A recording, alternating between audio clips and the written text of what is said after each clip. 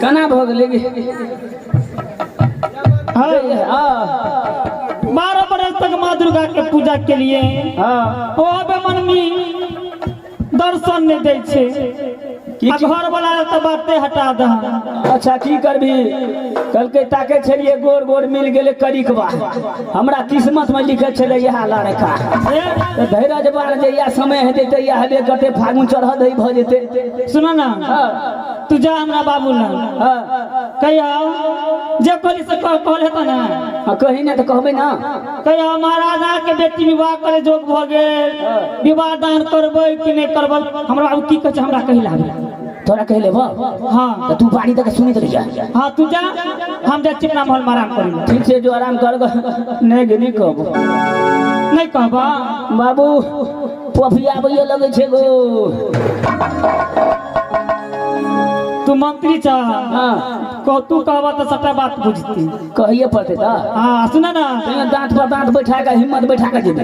हाँ तू जा हम जा चिकना महल में आराम कर। ठीक है जो तू जा ना जा ना दया गे।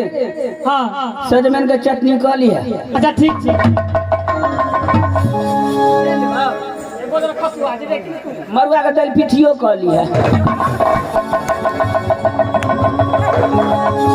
लकबा वाला मरुआ को दल पिठी भेले या टाटी वाला चौरा ढहले भ गेल छे। इस समय मैं अपनी महल में आराम करने के लिए जा रही हूँ।